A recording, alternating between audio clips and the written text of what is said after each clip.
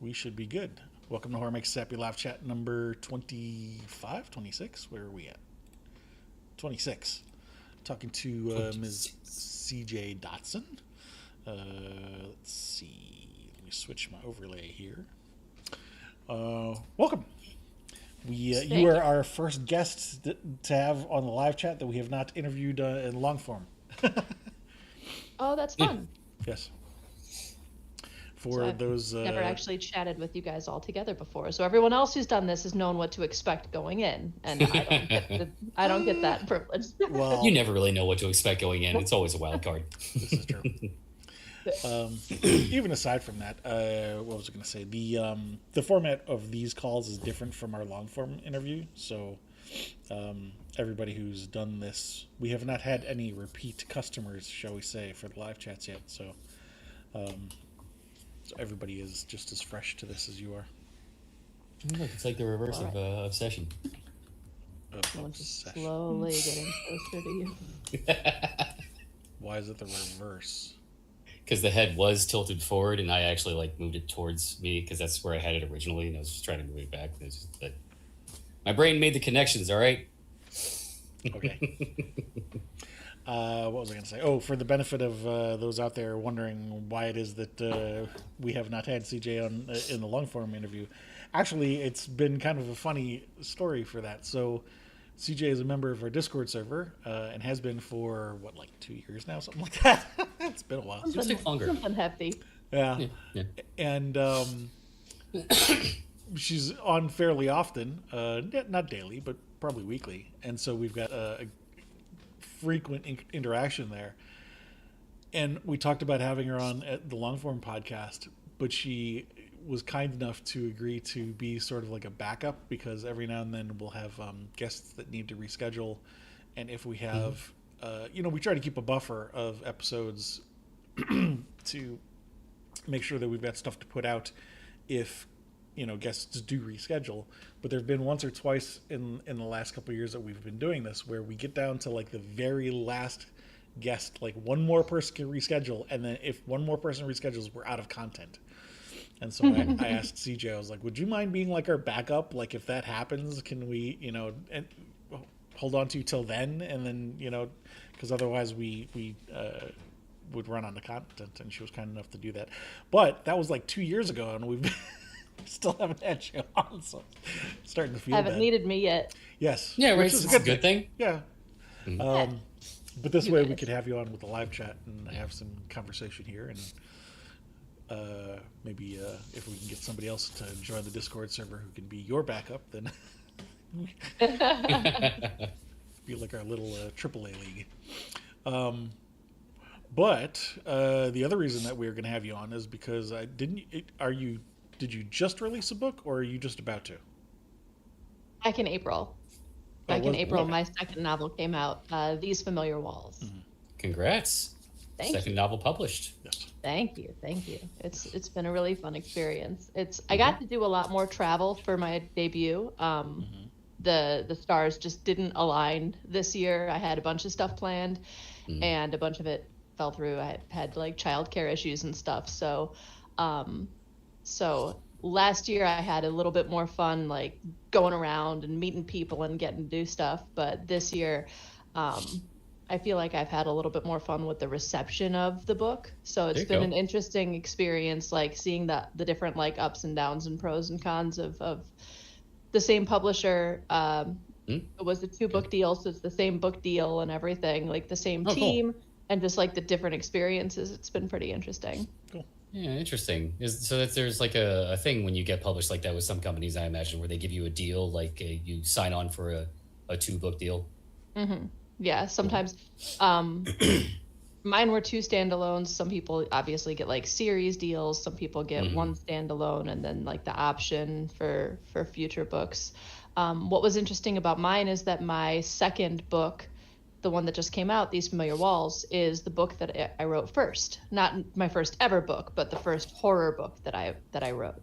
And then that one didn't really go anywhere for a few years.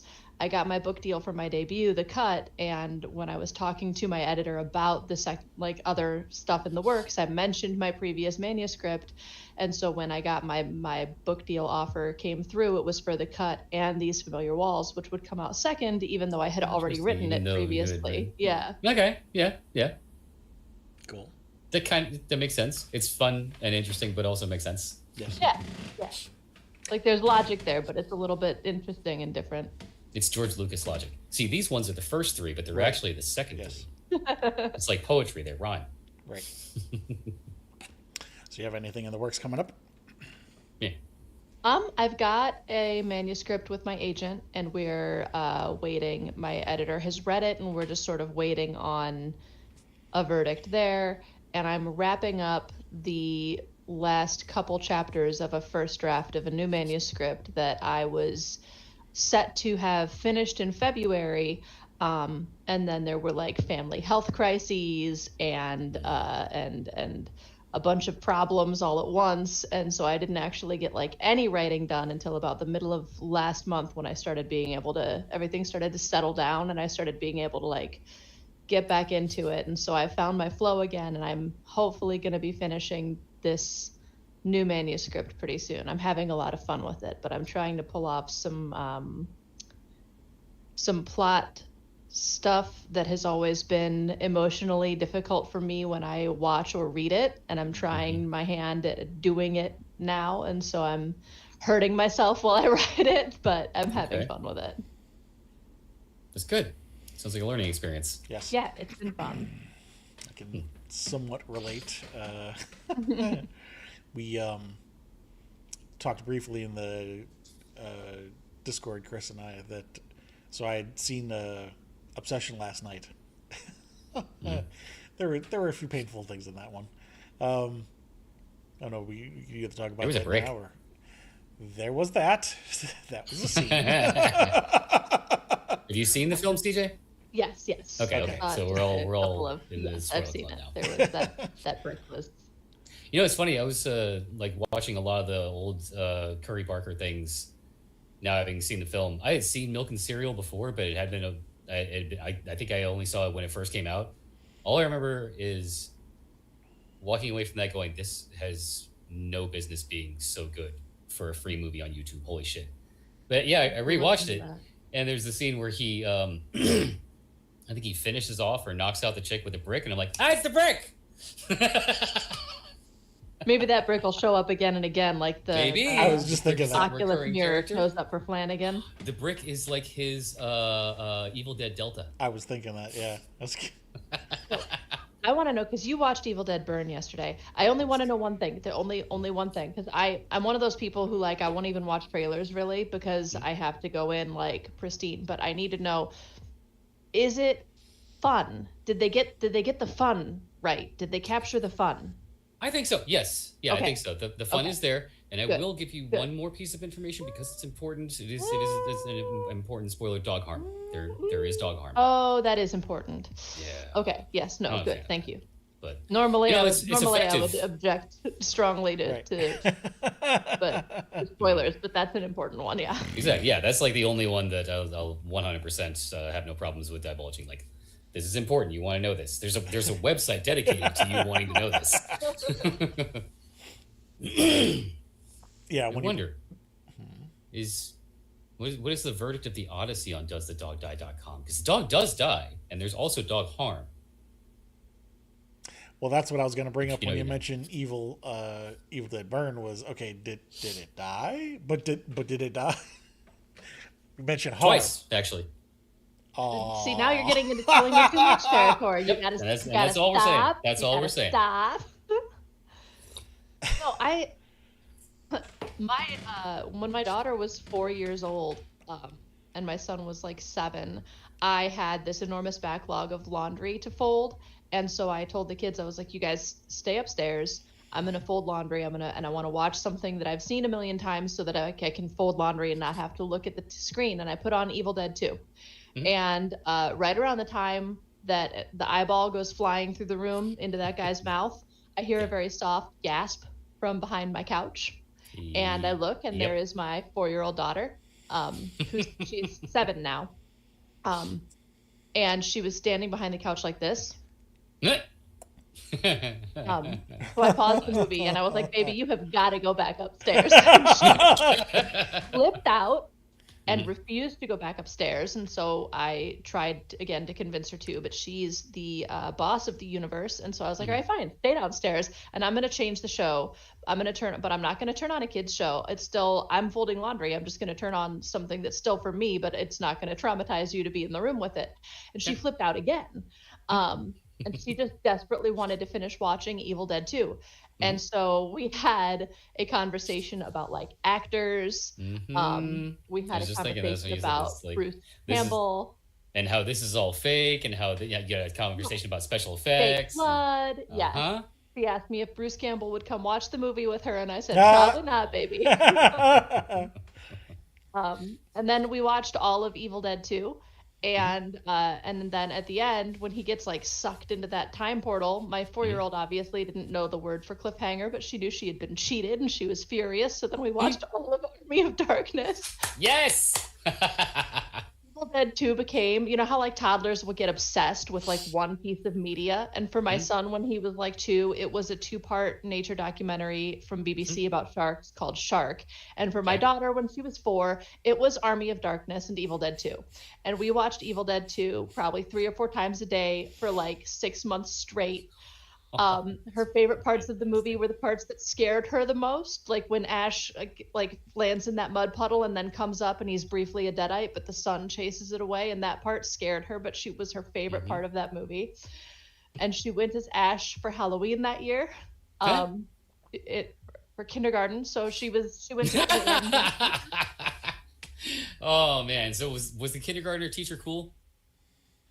Yeah, the kindergarten teacher is a really sweet lady. So it was. But has she seen the movie? So was it like a moment like, holy shit, are you actually able to? When we went trick or treating, there was one lady when we went trick or treating. My son was dressed as a Minecraft zombie, and my daughter was Ash from Evil Dead.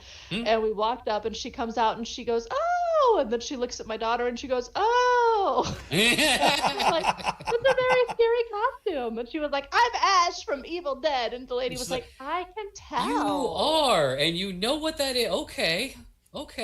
So have you started? Under to school with it, but for trick or treating, she had I got a toy chainsaw and put a little sleeve on it so she could have the chainsaw hand. I didn't send her to school with that, but for trick or treating, she had it, and it was a whole thing. And now she's this was when she was 4. It was when she was 4 that the obsession started. It was 5 that she went as that for Halloween. But now she's firmly onto the K-pop Demon Hunters. So of course, as is tradition now, from right, for any child of this age, yes. So have you started saving for therapy yet? Listen, she's gonna handle it. She's gonna handle it.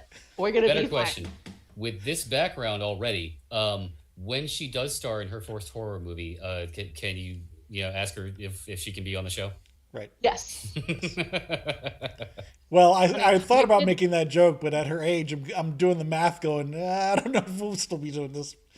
And I'm being very optimistic. Yeah, Yes. we'll still be doing this show in like 20 years. Right. God, we'll be alive in 20 years. Yeah. Who knows?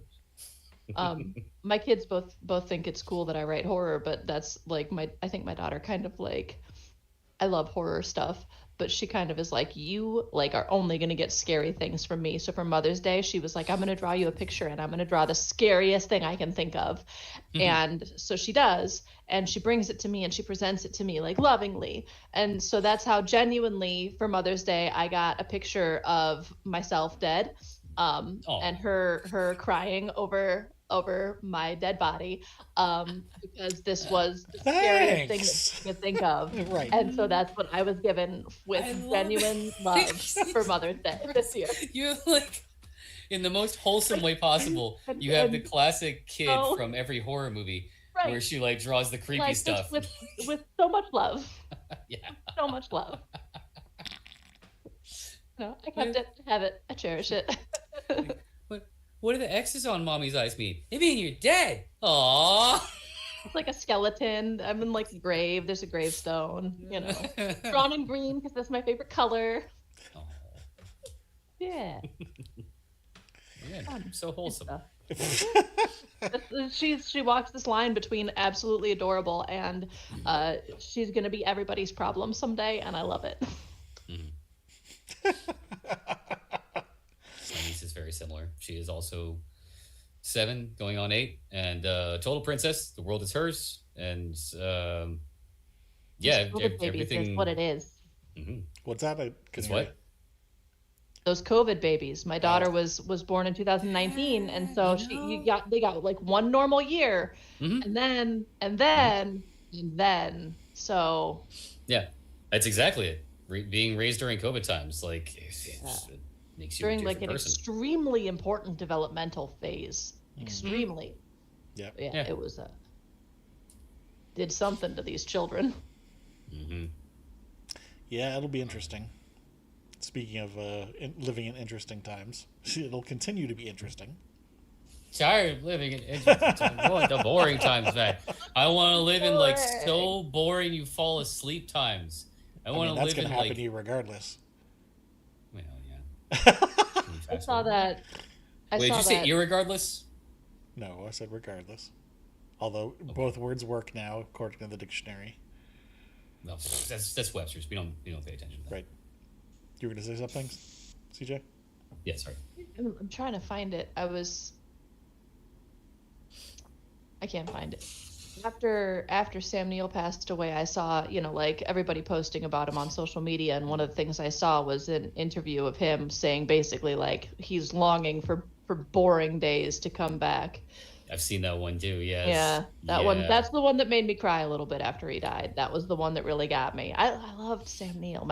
Two of my favorite movies are Event Horizon and In the Mouth of Madness. So he was phenomenal. Oh no, I'm thinking Color Out of Space. Never mind. Yeah, I thought Color Out of Space. I was like, he's a totally different guy. Although both are Lovecraftian stories, that's why I think The Mouth of Madness was based off in the Mountains of Madness was the original story, was it? I think so. Something like At the Mountains of Madness? Something like that, I think, yeah. Have you seen Possession? No. With Sam Neill? No. It is a classic. It's is it on Shudder? I'm wearing the wrong shirt. I think so. Yeah, I'm pretty sure it's on Shudder. If not Shudder, it's on Amazon.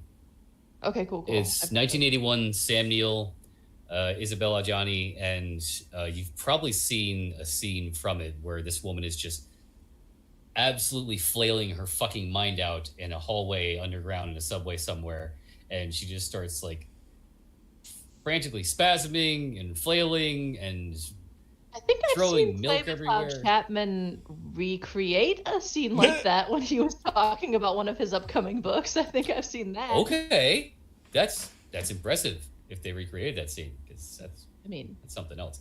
Yeah, an Instagram version, but I think I've seen that. Okay. Looking at it, really. What else can we talk about? Well, there's our RIP section for the call, and I do want to also comment on that. RIP Sam Neill. Yes, just a fucking great actor, and we will remember him from the wonderful works that we are lucky enough to have from him. Yes, including Possession. Definitely including Possession. I'll watch it. I'll check it out. Yes, it's very Lynchian. Good. That's a high recommendation. Yeah. Mm-hmm. I looked it up. I don't recognize this scene, so maybe. I have not even seen it as a GIF. That's interesting. One of the things that we often do during these conversations is talk about what we've been up to. Usually, have we seen anything or watched anything interesting within the last week? Chris, CJ, either of you? I've been watching Pluribus, and I've been really enjoying it. We're on episode 6. It got bad, well, like not bad, but worse ratings than I would have because I used to really? I used to feel like I could go to. I've got to look now because. How did it get bad ratings at all? It's a great show. I used to feel like I could go to give me a break. Rotten Tomatoes and Pluribus. Click it. So here's how I used to do Rotten Tomatoes. Is I used to do like anything on Rotten Tomatoes that has a higher tomato meter than popcorn meter, I would assume was not very good. So it's not that it's gotten bad ratings, it's that it's gotten a lower popcorn meter than tomato meter, which for me has historically meant that I'm not really going to like it. And I've been seeing a kind of a switch in that lately in Pluribus. But last time I looked, it had slightly lower ratings than possible. I think it's picking up steam with people now, but maybe it's just not the fact that it doesn't have more negative ratings, it just doesn't have enough positive ratings because people haven't seen it. Not rated badly. It's just it's rated. It's 88 popcorn and 78 or 88 tomato meter and 78 popcorn meter. And for me, that used to be like I would need to see the opposite. Like it, popcorn meter would have to be higher, or they would both have to be high for me to know that it was going to be a movie I was going to like. Usually, if the tomato meter is higher and the popcorn meter is lower, this is like a personal. I'm just like rambling now, but that's just.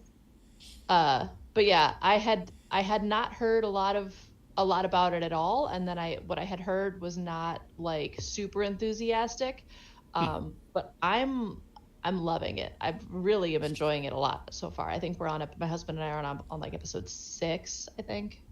Okay. There's a cat. Yeah. There's a lot. This. It's a black cat. Scratch. I think I've got 2 black cats. Nice. Did you say his name He's is bigger. Scratch? Yes. His name is Scratch. He's got on one of his paws, he's one of the ones I adopted from the woods as a baby. And so he was always like this. He had like one toe that would face the wrong way and his claw was always out. And he's got like, look at his ears. He's got like devilish pointy, like classic pointy devil ears, you know? Yeah, he Scratch. does. This is Scratch. Hi, Scratch. They said hi. So now He's my baby. You need to get another void and name him also Scratch, so you can have old Scratch and new Scratch. We've got another void, but her name is Newt. She's named after Newt from Aliens. She's tiny and scrappy and braver than all the other kitty cats. But mostly? Smaller than them. Mostly? Is she mostly braver than the other cats? Because he's making she'll hide every it was a bad joke. He's It's making new, a reference. mostly. Sorry. You are distracted by Cat. It's okay. Yes. Look at him. He's got this face. Mm-hmm. He's not showing it. You can't see his face because he's Void Cat. Yeah, all I see are like the little tufts of skin. Yeah. Or less hair above the eyes. Yes. He's got a really good purr. He usually will only want me to hold him when I'm standing up. He doesn't usually like let me hold him when I'm sitting down. So I'm really gonna enjoy this. He wants to be on No, camera. he's being cradled like a baby cat is what this needy guy is. But right now he just can't stand that I'm sitting here paying attention to anything other than him. It's my human. Mm-hmm. The baby. See? Mm-hmm. There he is. Scratch getting scratches. Yes. Yeah. He also has like crazy long claws, but that was a coincidence. We didn't name him that because of his claws. He's never actually scratched anybody. I think that's a black cat thing, or maybe it's just more noticeable with black cats by contrast of their fur color and the claws, but their claws just look giant. And they go from completely retracted to stretch and holy shit, you're a velociraptor. His are never completely retracted. I think he genuinely, hi baby, genuinely has really long claws. There we go. I need that. I need this. Thank you. Look at me. I am on the show now. Yes. He's the star now. Right. Anything you seen this week interesting, Chris? Yes, I have just today watched The Odyssey. It was a film. It was a film. It was good. It was, I mean, as Christopher Nolan films go, I was a little underwhelmed. And the whole thing was IMAX. Everyone's like, you got to go see this movie in IMAX. And as I was saying before we hopped on live, I just feel like this movie did not need to be IMAX. 90% of it was tight and medium shots. And there weren't a lot of grandiose, huge, swathing countryside or ocean. There were some ocean shots that were really big, but yeah, most of the film did not need to be IMAX. And it was just a lot of the cinematography was really underwhelming for a Christopher Nolan film, and a film that has been hyped up so much. Also, Agamemnon. I saw that fucking spinal column ponytail thing like maybe 4 times, and I think he had a total of 2 minutes of screen time. He was like that spinal Trojan helmet thing is like the poster boy image for this movie, and it's not in the movie a lot. Hmm. It's mostly Matt Damon. A lot of Matt Damon and It's, Charlie Theron. it's interesting that you say Spider-Man. that. I haven't seen the movie, but I did see one thing on social media earlier today that I thought was interesting. And that it was exactly the opposite. I think the person that I saw posting was complaining that not seeing it in IMAX was ruining it. And the example that he gave is he had two shots of the same scene where there's a soldier standing up against the taller soldiers or about to attack the taller soldiers. But what I thought was interesting is that in the side by side, the IMAX shot, you can see the tops of their heads and how tall they are, and also the ground below the feet of the guy that's facing them.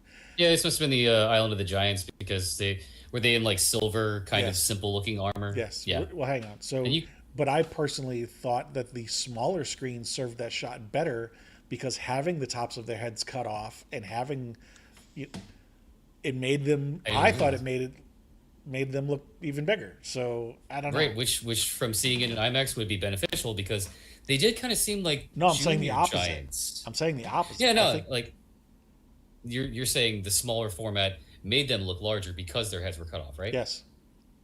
Yeah, and that's what I'm saying. Seeing it in IMAX, it almost made them seem smaller because you see the whole film and you see their heads, and they were kind of junior giants. They weren't like what you think of when you think giants. They were maybe I mean, they're 12 still feet like tall. 8 foot. Oh well. Yeah, but like not giant. I can pick up a car with one hand, giant.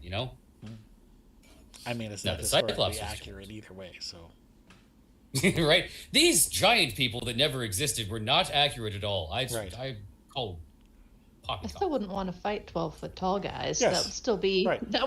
not something I would want to go toe to toe with. No, they fucking decimated them. That was one of the more entertaining scenes of the movie because they got onto this island, they had the altercation with the giants, and it was like immediately just fuck, run.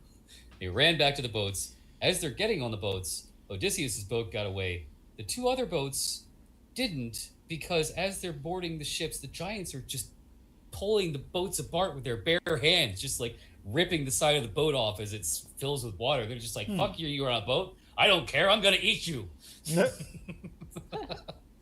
Like, wow. Line for line dialogue. Yes, that was line for line dialogue. they didn't even say It's anything. actually one of the giants was Alex Jones, and he's like, I will eat your ass. That's not what I would have expected from that movie. They were all Alex Jones. It was all an army of giant All of them. Alex Jones clones.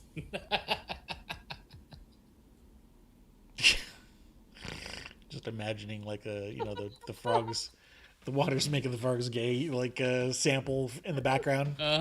Yeah.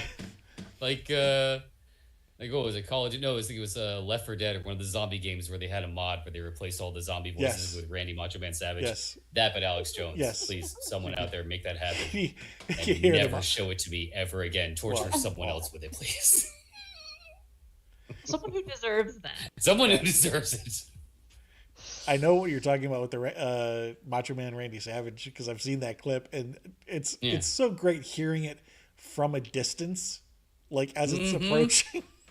Yeah, it's like there's a slow crescendo. Oh yeah. Creepy. But anyway, yeah, Odyssey was good. It was a star-studded cast. I liked it. It was fun. Before that, last night I saw Evil Dead Burn, and that is a rare occurrence where I have no complaints about a film. I fucking loved that movie. I thought it was going to be kind of. No spoilers for CJ. I know, right? I'm trying to think ahead. I'm so good about the spoilers. I will give everyone the same spoiler that I gave CJ earlier, and this is a healthy spoiler, which there is. This is not so much a spoiler, but a warning. There is dog harm. There is dog death. So there's your warning for that. But no, it was great. It had the same vibe as the 2016 reboot, which I really liked. I know that's a polarizing one too, but I love that one, the Fede Alvarez reboot. Cool. And this kind of had the same vibe. There was still a little bit of comedy. There were definitely some gross scenes. There were gross scenes, but most of all, I've heard people say that it was gross and mean, and holy fuck was it mean. Like, just sadistic, some of the scenes. I'm looking forward to it. Yes. If you like sadism, go watch this movie. But not with your 4-year-old. No. I mean, it depends on how mature the 4-year-old is, you know? I mean, maybe if they've already... she's 7 now, you know. Right. Yeah. Still. Is she aware of what the Black Dahlia is or any true crime stuff? Because, you know, I mean, if they're into that at 7, then everything's fair game. No, she's not. She's like I said, she's super into K-pop Demon Hunters now, and like right. and Minecraft and That's that good. sort of thing. Right The now. normal Keep 7-year-old it thing. there. That's a Normal good 7-year-old thing. Right. I really loved the Ash versus Evil Dead Netflix series. Mm-hmm. Well, where you been? We've been watching it on the Friday night wildcard video watches. I have already watched it, and it ends on such a cliffhanger. The series does, and Does it really? Because from what I remember, they got canceled, but they got enough notice that they were going to be canceled that they kind of ended it on a cliffhanger, but like a big extravaganza ending kind of thing. Sweeping, extravagant cliffhanger, and it just and the cancellation broke my heart, and I just don't know if I can do it again. And I had to like briefly, because I have like the memory of a goldfish, right? So I had briefly considered like, well, maybe I could like let Aurora watch this, and then I remembered how much sex is in that show, and my daughter cannot watch that. Like first episode, he bangs the chick in the bathroom. She cannot watch that show. Oh god, and there's the scene later on where Ash puts his head into the torso of a corpse, but like and anus first. All of the scenes with his father. Yeah, I mean, like just gore and sex scene inappropriate aside, there is some language in there. Yes, that too. There's some language in that show. Yeah, so that's one that maybe when she's, you know, like 17 or 18, like. Upper teenager, maybe I'll be like, we'll see where you're at. But society will have been so progressively changed at that point that she'll probably watch 30 seconds of it and be like, this is fucking awful. What the hell is wrong with you people? Very possible. Speaking of that, where are we in that? Because you mentioned, like you said, we're watching it on Friday nights on the server. Oh yeah, that. We ended season 2. CJ, let me get your take on this one. From what you remember, out of 3, it's kind of wearing on me a little bit. The dialogue is pretty Scooby-Doo level bad. Is season 3 worth continuing on, or you think maybe I should change it up and start watching something else on the Friday night wildcard watches? I have already mentioned that I have the memory of a goldfish, but I did watch the series all the way to the end, and I enjoyed watching it all the way to the end. So I know that much. I remember that much, but I couldn't say for sure anything that actually happens in the last season of it, because he got a daughter. I remember that. And I kind of remember that. And then I know they fight like a giant building-sized demon in the end. Like I should have been joining you guys for the rewatch. I'm really excited for Jujutsu Kaisen. The new season of Jujutsu Kaisen is coming, and I'm really excited for that. That is an anime that the kids watch, and I have heard of it. Oh, it's so good. It's so good. It's one of the better shows I think I've ever watched. I really, really enjoy it. And it's got a lot of like extremely horror vibes going on. It's a really good show. Yes, yes. There's horror vibes going on. Let me see if I can pop a link just to like Maybe I haven't seen anything. The name is familiar. Like I've heard people. I know things. I've heard the kids talk about this stuff. Do they go to like jujitsu school or something? Oh, it's jujutsu. Jujutsu Kaisen, and I'm trying to find because again, this is the other problem with my goldfish memory is that these Mahito, that's his name.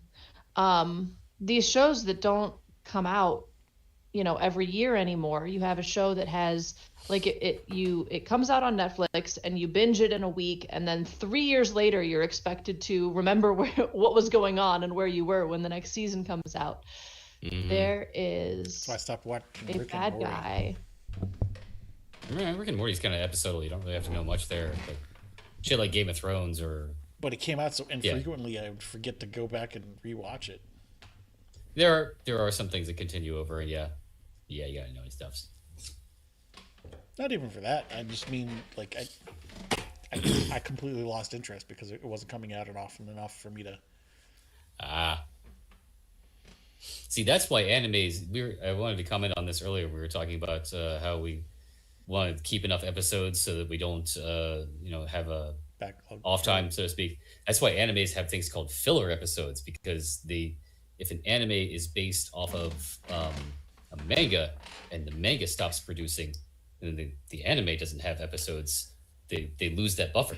Well, as you might recall, we did do that when my father was passing, and I left the USB stick that had our interviews on it. I had put them on the USB stick, planning on doing a few things and then uploading them, but I accidentally left the USB stick at home when I went down to Florida to see him, and there wasn't going to be enough time to re-download it and re-edit it and get it uploaded and do all the things that needed to be done. So it was just like, well, screw it. I guess we'll, you know, I think we called them bi week one and bi week two, where because I was down there for a while.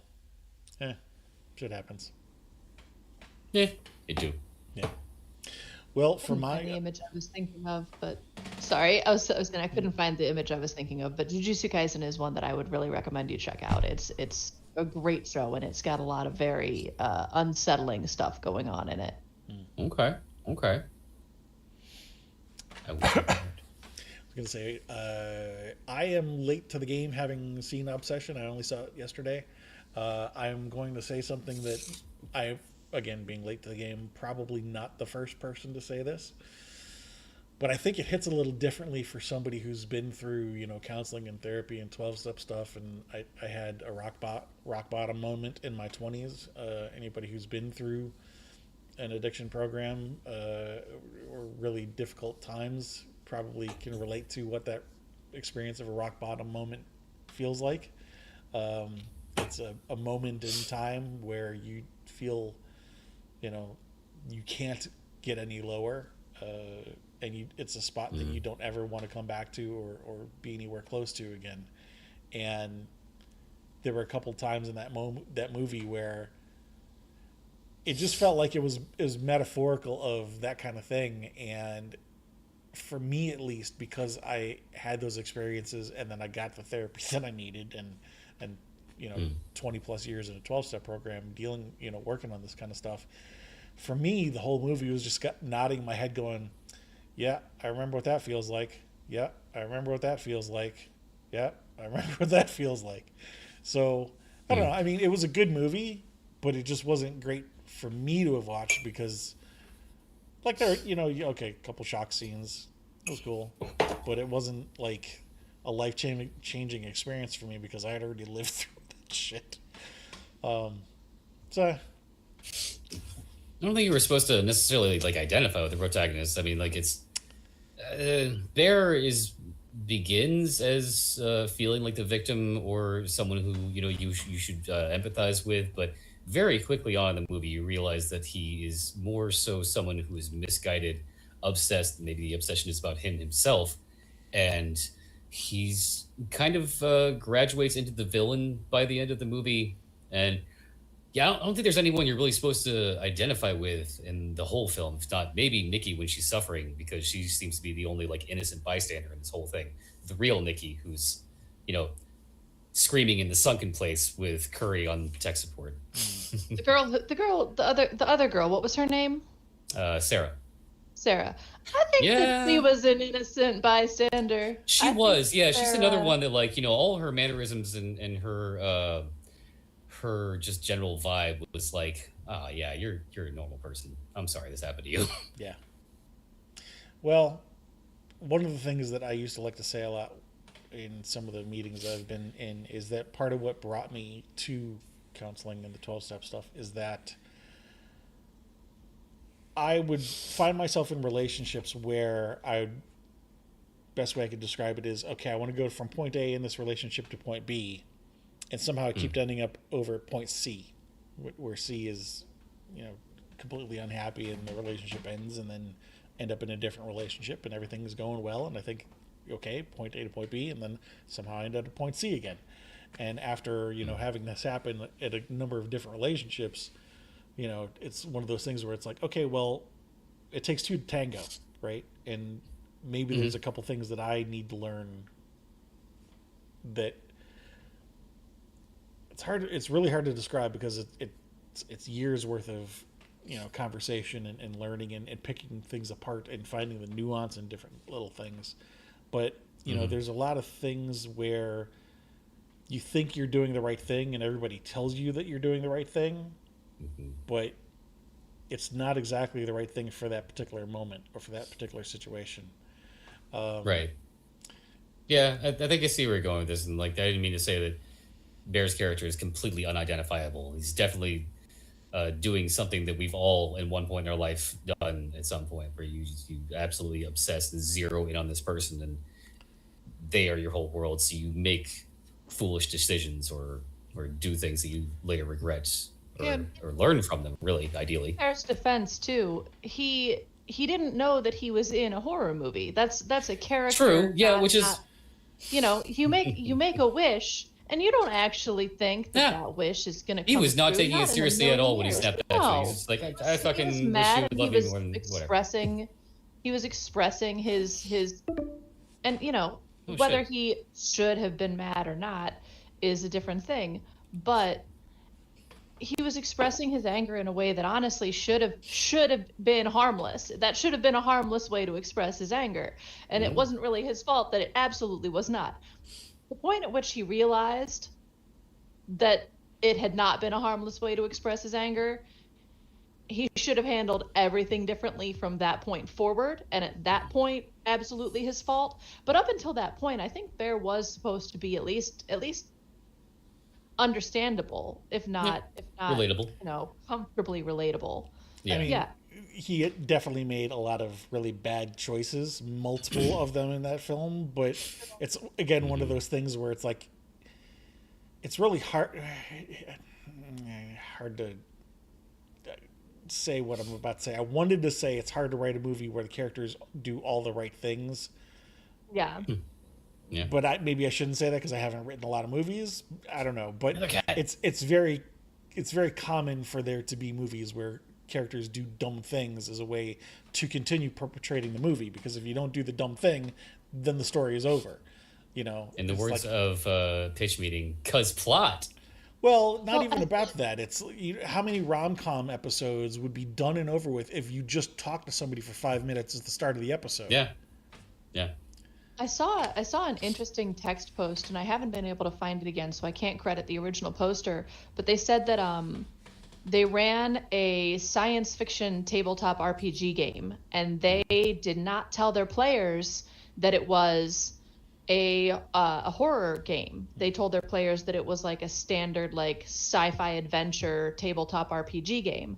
And so as the game master began introducing the horror elements slowly, they said their players, in like all earnestness with no knowledge of the game, the type of game they were in, made every textbook horror movie character mistake. And so I think that like having your characters make these, I mean, your characters, like I said, they don't know that they're in a horror movie or a horror book or a horror game or a horror show. And so they are going to not make all the right decisions, and they are going to make mistakes and do dumb stuff. And your characters don't know that they're in like a rom-com, or they don't know that they're in an action movie. And so I think that having your characters make the wrong decisions is important for moving the plot forward, but it also is important for some realism in your fiction. No matter what medium you're writing. You have a good point there, though, because like often I'll be watching something or reading something, and you think that this is stupid, but it's because you, the reader or the watcher, know it's stupid because of the other implications that this character has no idea about. No, I'm watching a horror movie. Yeah. Another really good example of this is probably one of the dumbest things that he does in that movie is after she's killed Sarah, and she's telling him, "You need to help me, clean this up because you're involved with this too." I mean, in given what's going on in that movie, and the smartest thing that he could have done would have been like, "No, fuck that! I'm calling the cops. I'm getting them to come arrest you and put you in jail so that I don't have to deal with your crazy ass anymore."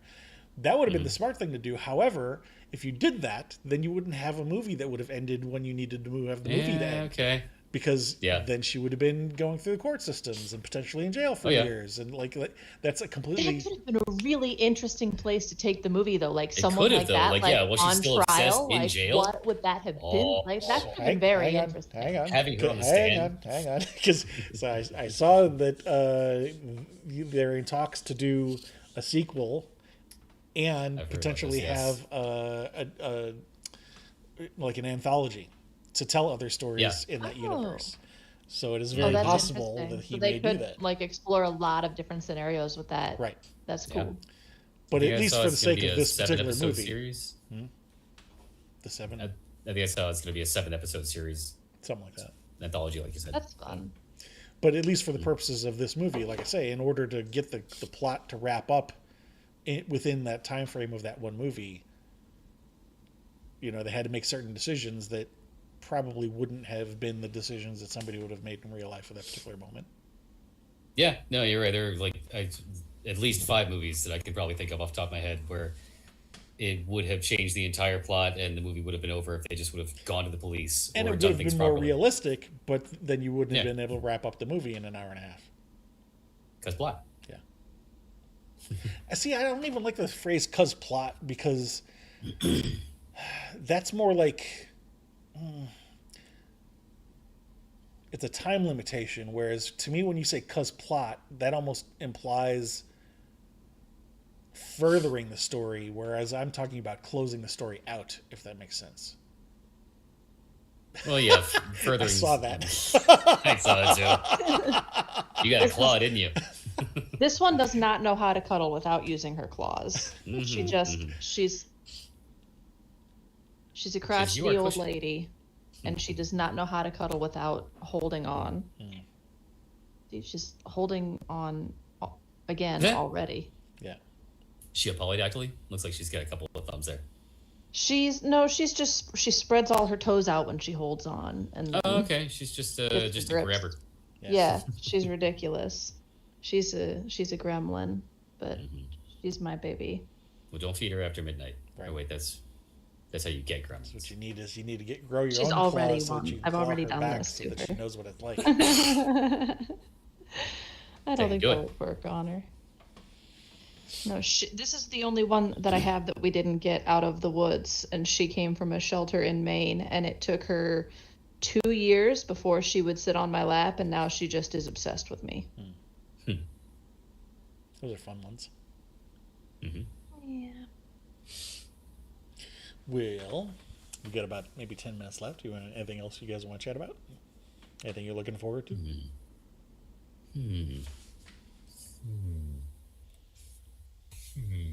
I'm really looking forward to Practical Magic 2. Me too. The name rings. I think I know what that is. Practical Magic was, when did that come out? It was in the 90s with Sandra Bullock and Nicole Kidman. Practical Magic release date was in 1998, and it's like one of the it's one of the only romance movies that I loved even when I was in my like teenagery I don't like girly stuff phase. And it's about these two sisters who are witches, and their bloodline is cursed that any man who they love will die. And the one sister gets wrapped up with this bad dude who winds up trying to kill her, and they kill him, and then they try to resurrect him to like undo it and not get in trouble. And he comes back even worse, so they kill him again. And then while they are being investigated for his disappearance, his ghost is haunting them. It's a really fun horror-ish romance movie. And the sequel, and it came out in 1998. You know, I was like, what, 12 years old when it came out, and I just loved it. And the sequel comes out on my 40th birthday, so I'm really, really looking forward to that. Nice. Well, happy birthday to you. Hey, September. I'm very excited. I had to I pull remember hearing something about that. I had to pull Yeah. it up while you guys were talking to see the other thing that I was thinking about that was kind of interesting. So we've interviewed Josh Malerman, and Hmm.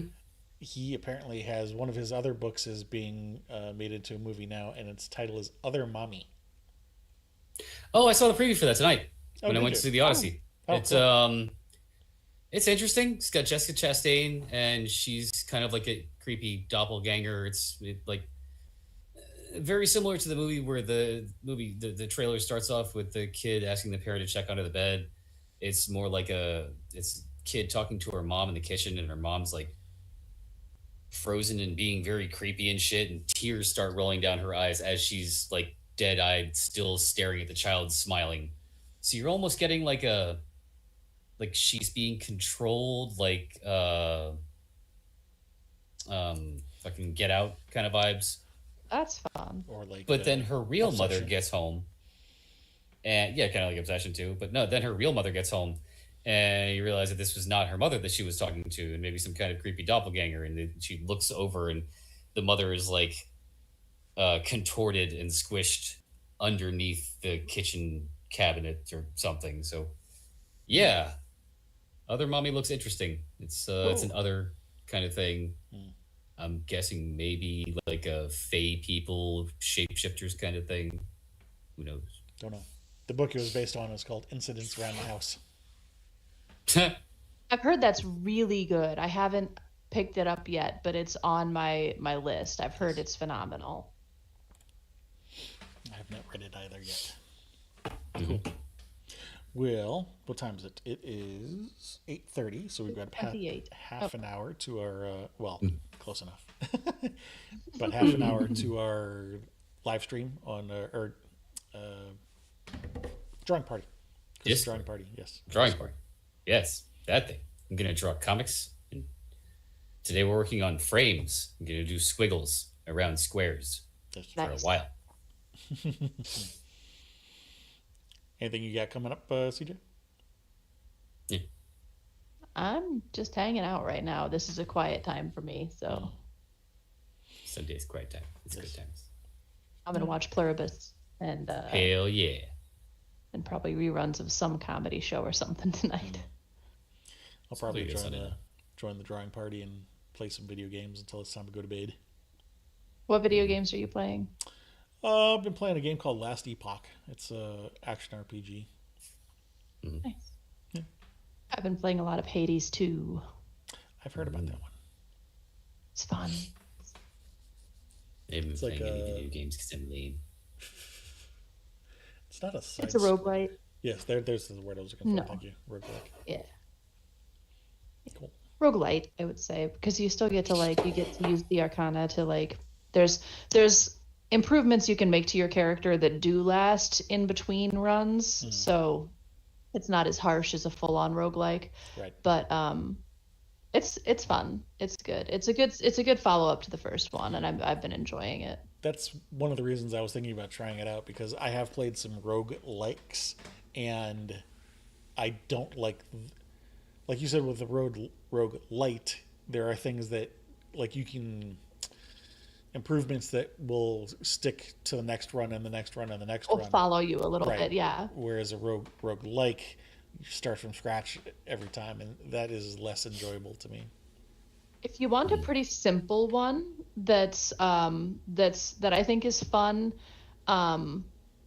it's not, perfect, but it's fun. It's pretty simple. It's kind of cute, and it has a good balance, I think, of like the runs and the fighting, and then base building back at home in between. So you can like kind of do one or the other until you get sick of it and trade off. So it keeps your attention. It's called Cult of the Lamb. Cult of the Lamb. I think I Yeah, have it's a heard of cute that. little one.